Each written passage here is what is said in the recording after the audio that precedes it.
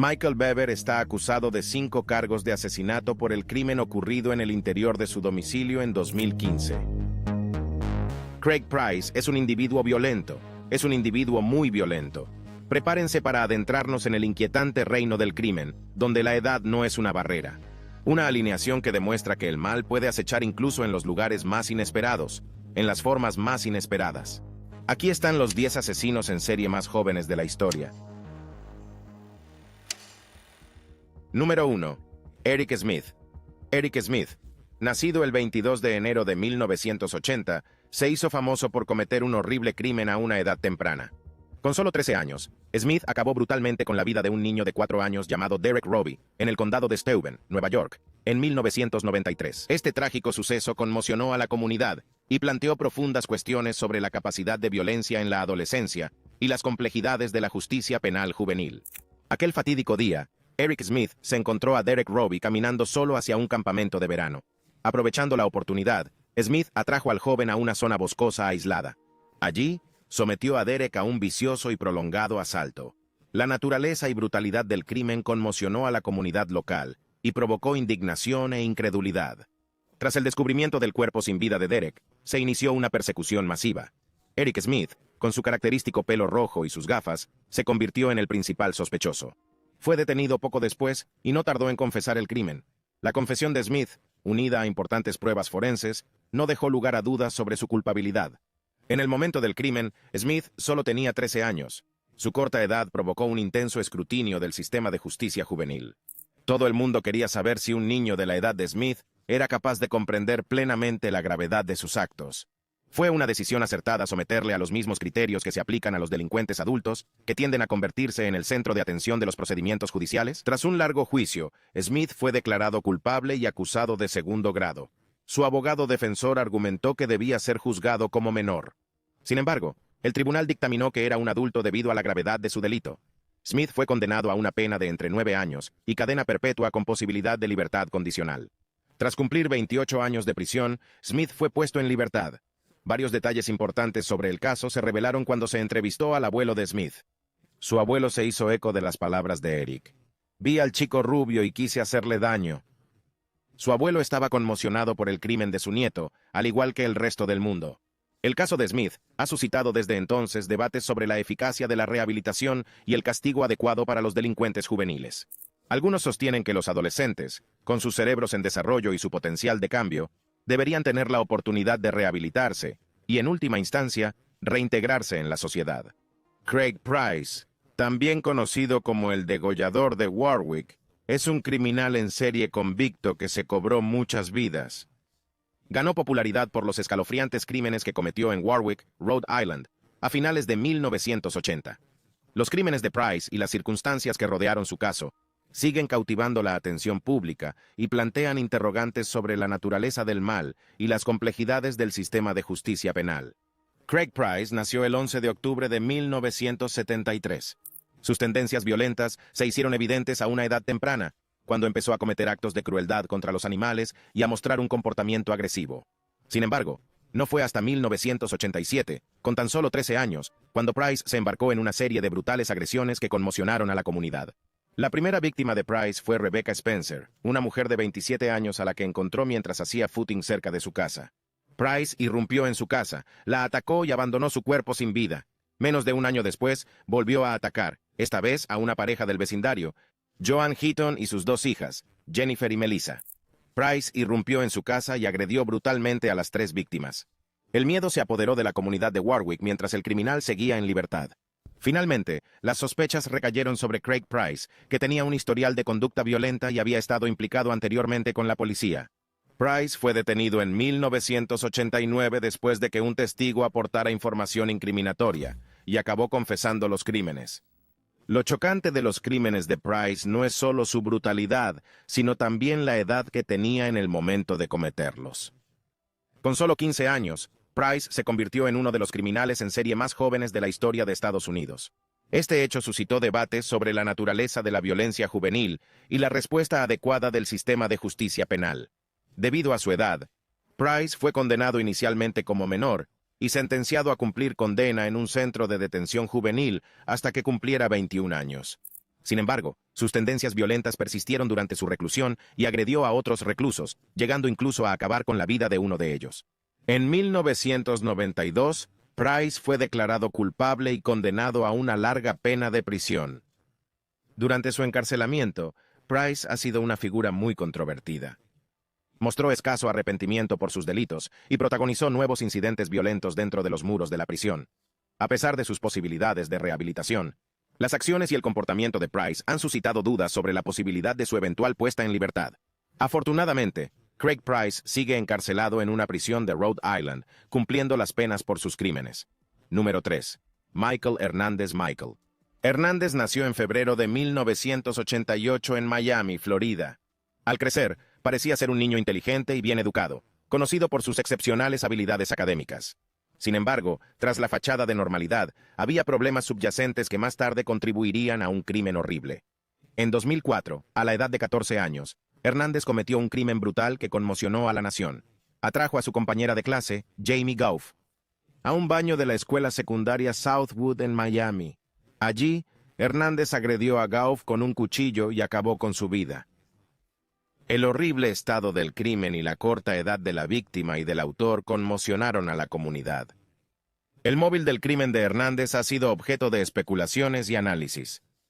Algunos informes sugieren que estaba profundamente fascinado por los criminales en serie e investigaba regularmente sus vidas y métodos. Además, se descubrió que llevaba un diario lleno de escritos perturbadores y dibujos que mostraban violencia. Estos elementos, combinados con un deseo de notoriedad, posiblemente contribuyeron a su decisión de cometer un acto tan atroz. Tras su detención, Hernández se enfrentó a un juicio que comenzó en 2008.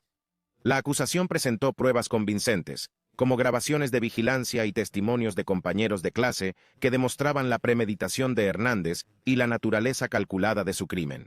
Al tener solo 14 años en el momento del crimen, Hernández fue juzgado como adulto, lo que generó un importante debate sobre el castigo apropiado para los delincuentes juveniles.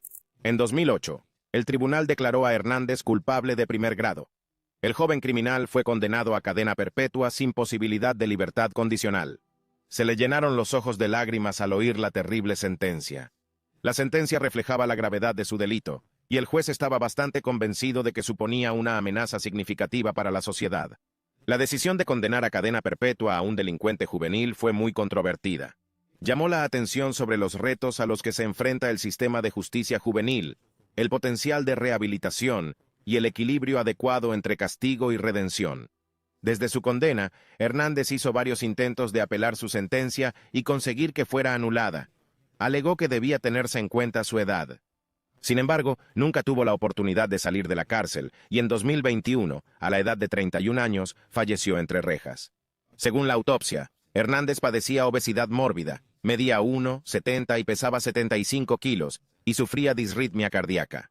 El caso de Michael Hernández pone de relieve las trágicas consecuencias de los problemas de salud mental no tratados y los peligros potenciales de la exposición a medios violentos. Número 4. James Fairweather. James Fairweather, más conocido como el asesino de Colchester. Nacido en 1999, Fairweather se convirtió en uno de los criminales en serie condenados más jóvenes del Reino Unido, arrojando luz sobre la escalofriante capacidad de violencia de los adolescentes. El oscuro capítulo de la vida de Fairweather se desarrolló en Colchester, Essex, entre marzo y junio de 2014, cuando apenas tenía 15 años. Durante este periodo, se embarcó en una espantosa serie de crímenes que acabaron con la vida de 2 personas inocentes.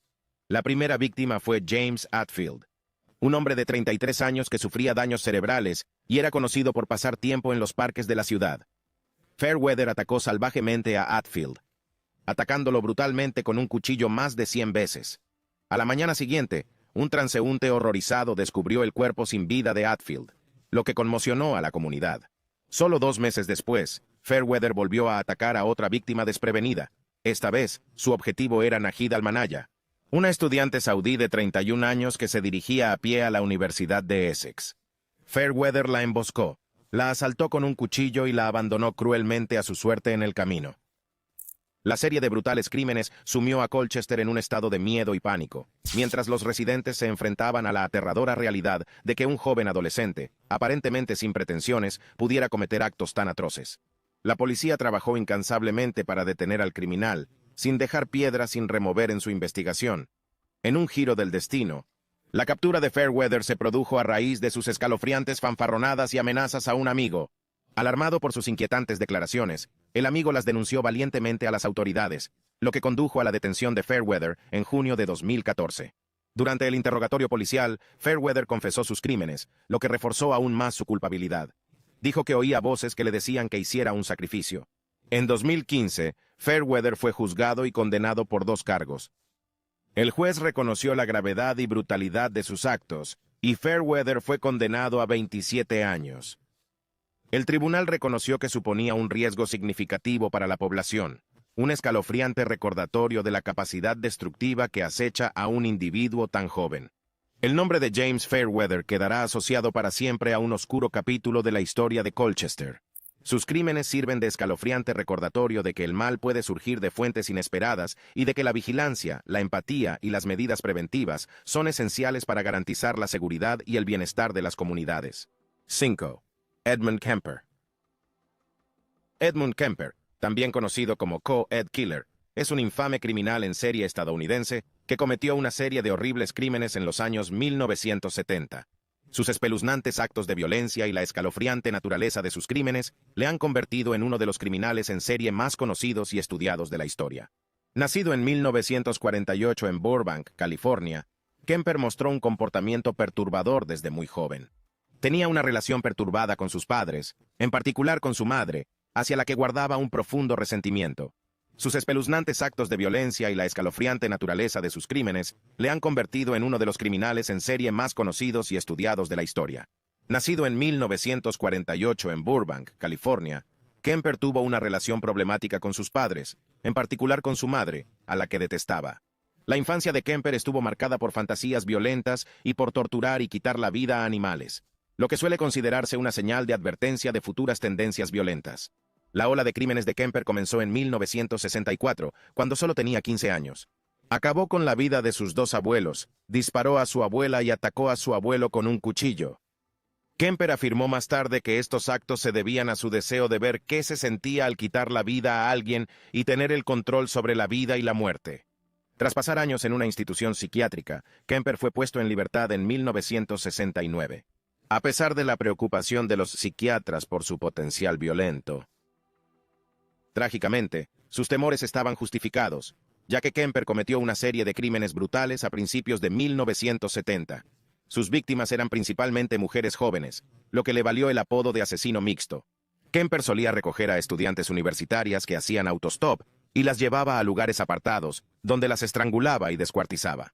La racha violenta de Kemper fue en aumento y en 1973 acabó con la vida de su propia madre y de una amiga de esta. Decapitó a su madre y realizó actos perturbadores con su cuerpo antes de deshacerse de él. Después de eso, se entregó a la policía, confesando la serie de horribles crímenes que habían asolado California.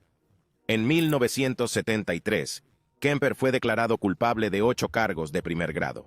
Se le impuso una pena de cadena perpetua sin posibilidad de libertad condicional.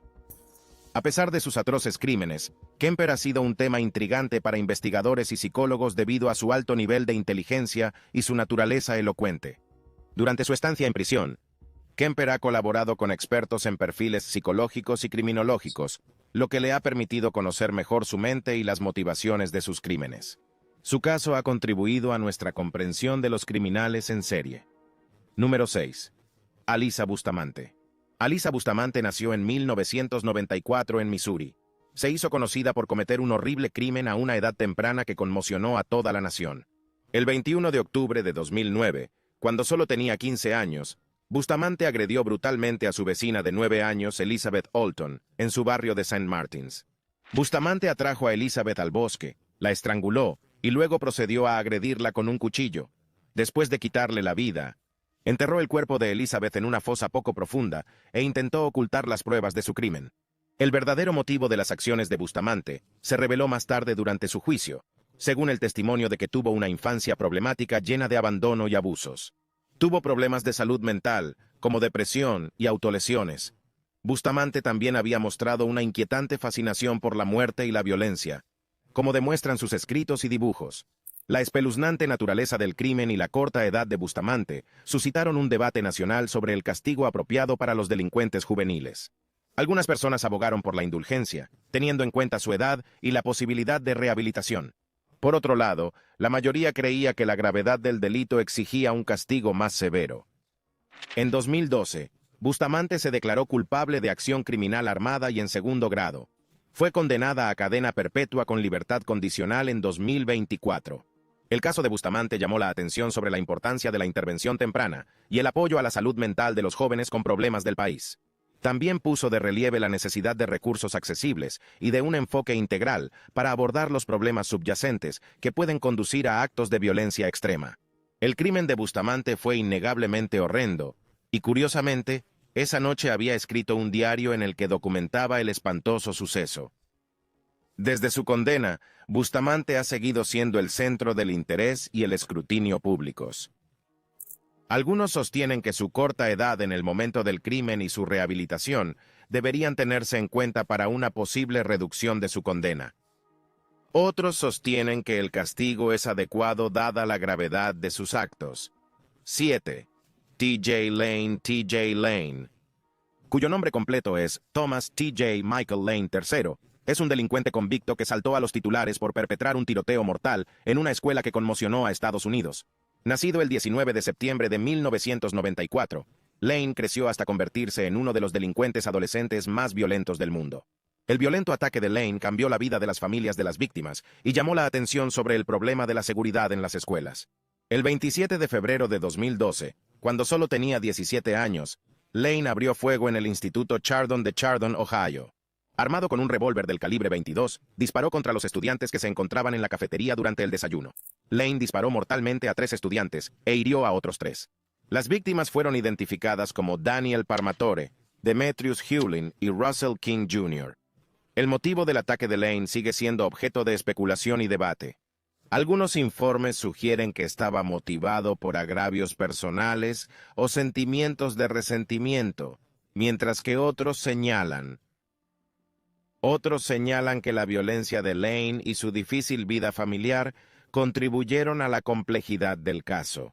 Tras el tiroteo, Lane fue detenido por un profesor que consiguió reducirlo hasta que llegaron las autoridades. Posteriormente fue detenido por múltiples cargos. Durante el juicio, Lane mostró poco remordimiento por sus actos e incluso sonrió con satisfacción. En cierto modo, en marzo de 2013,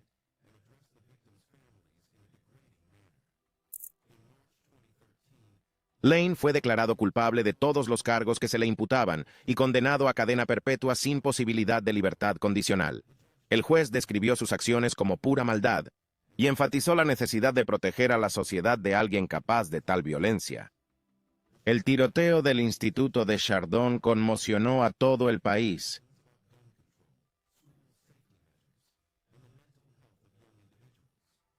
Y el incidente llevó a las comunidades a reflexionar sobre la importancia de identificar y tratar los signos de angustia y las tendencias violentas en los jóvenes con problemas. No se puede exagerar el impacto de las acciones de Lane en las familias de las víctimas y en la comunidad de Chardon. La tragedia cambió sus vidas. Se quedaron con un dolor y un trauma interminables. Sin embargo, la comunidad también se unió.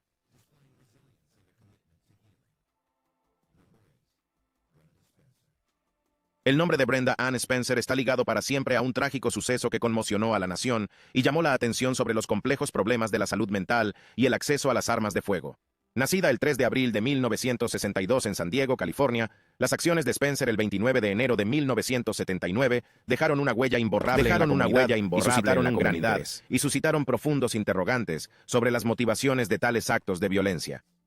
A la tierna edad de 16 años, Spencer cometió un acto atroz que cambió para siempre la vida de muchos. Armada con un rifle del calibre 22, se colocó cerca de una ventana de su casa, con vistas a la escuela primaria Grover Cleveland. A la llegada de los alumnos y del personal, abrió fuego indiscriminadamente contra víctimas inocentes sin remordimiento alguno. Las consecuencias de las acciones de Spencer fueron devastadoras. 2 vidas se truncaron trágicamente y otras 9 sufrieron heridas. Entre las víctimas se encontraban el director Burton Ragg y el conserje Mike Souchard. cuyas prematuras muertes conmocionaron a la comunidad. El acto de violencia sin sentido dejó a muchos luchando por entender cómo un joven adolescente podía albergar tal oscuridad en su interior. La respuesta de Spencer a la pregunta sobre sus motivos profundizó aún más el misterio. Cuando se le preguntó por qué lo había hecho, respondió insensiblemente: «No me gustan los lunes». Esta escalofriante declaración dejó a los observadores atónitos y perplejos, buscando respuestas que pudieran dar sentido a un acto tan absurdo. A medida que se desarrollaban los procedimientos legales, se hizo evidente que la problemática educación de Spencer jugó un papel importante en sus crímenes. En sus crímenes, incluso pidió un arma como regalo de Navidad.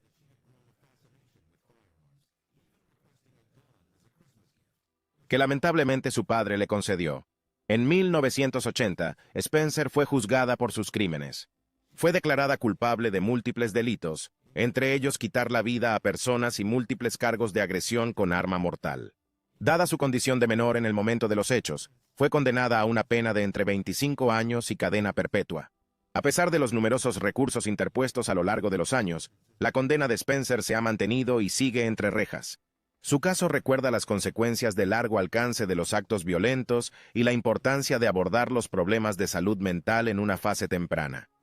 También reavivó el debate sobre la necesidad de medidas más estrictas de control de armas y otras cuestiones. 9. Los hermanos Bieber.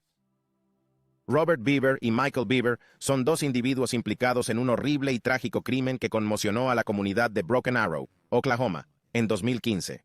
Los hermanos orquestaron un brutal ataque contra los miembros de su propia familia que acabó con la vida de sus padres y hermanos. El 22 de julio de 2015,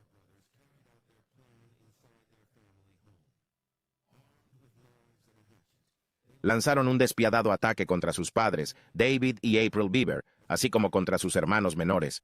El ataque fue brutal y despiadado. Se cobró las vidas de sus padres y de dos de sus hermanos, Daniel y Victoria Bieber. Otros dos hermanos, que también estaban presentes durante el ataque, lograron sobrevivir pero sufrieron heridas graves.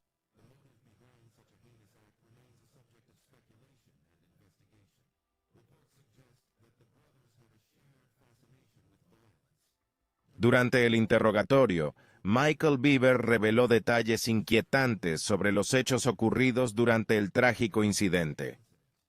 Según los informes, Michael reveló que tenían un objetivo predeterminado, al igual que otros delincuentes. En la secuencia del ataque, Michael llamó a su hermana a una habitación, desviando su atención mientras su hermano la atacaba. Su hermano, Daniel, se había atrincherado en su dormitorio, buscando ayuda desesperadamente llamando al 911.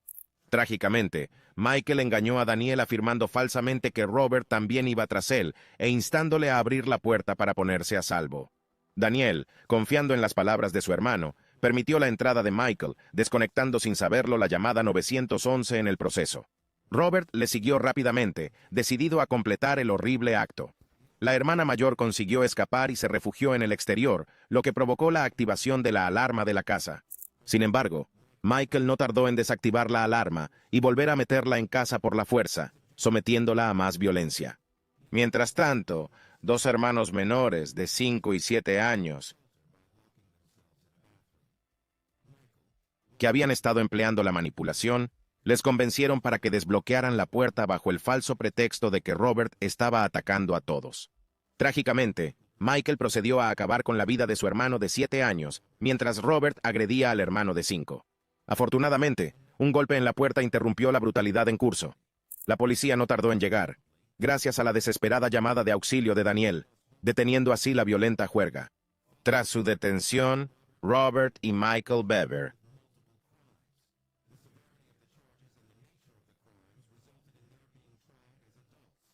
se declararon culpables de 5 cargos de primer grado. A él le impusieron varias cadenas perpetuas sin posibilidad de libertad condicional. Michael Bieber, por su parte, optó por ir a juicio. En 2018, fue declarado culpable de todos los cargos y también fue condenado a múltiples cadenas perpetuas sin posibilidad de libertad condicional. El número 10. Nathaniel Brazil. Nathaniel Brasil es un individuo que saltó a la fama por su implicación en un trágico y sonado crimen ocurrido en Lake Worth, Florida, en 2000. Nacido en octubre de 1986, Brasil tenía solo 13 años cuando cometió el acto que cambió para siempre su vida y la de los implicados. El 26 de mayo de 2000, Nathaniel Brasil llevó una pistola robada y descargada a la escuela secundaria de Lake Worth, donde estudiaba. Entró en su clase de inglés y tuvo un enfrentamiento con su profesor, Barry Grunow, que al parecer le había reprendido ese mismo día. Durante el enfrentamiento, Brasil sacó la pistola y disparó a Grunow en la cabeza, quitándole trágicamente la vida. El incidente conmocionó a la comunidad y atrajo la atención nacional por la edad del autor y la insensatez del crimen. Planteó muchas cuestiones sobre el control de armas. Pero Grunow fue detenido poco después del tiroteo y acusado de primer grado. Fue juzgado como adulto, a pesar de su edad, debido a la gravedad del delito. Durante el juicio, el abogado defensor de Nathaniel argumentó que el delito no se había cometido intencionadamente. La defensa también sugirió que el arma se había disparado accidentalmente, mientras Brasil y Grunow luchaban por dominarse. Sin embargo, la acusación argumentó que Grunow estaba haciendo daño a alguien. En 2001, Nathaniel Brasil fue declarado culpable de agresión con arma de fuego en segundo grado y con agravantes. Fue condenado a 28 años de cárcel, con derecho a libertad condicional solo después de cumplir un mínimo de 25 años. Mientras estuvo en prisión, el caso de Brasil siguió recibiendo atención, con partidarios que abogaban por su excarcelación y otros que defendían que se mantuviera su condena. A lo largo de los años se presentaron recursos y apelaciones, pero la sentencia y la condena de Nathaniel se mantuvieron. Actualmente cumple condena en el correccional de Jackson y su puesta en libertad está prevista para el 18 de mayo de 2028. Durante su estancia en prisión, completó con éxito su programa de desarrollo educativo general y obtuvo la certificación de asistente jurídico.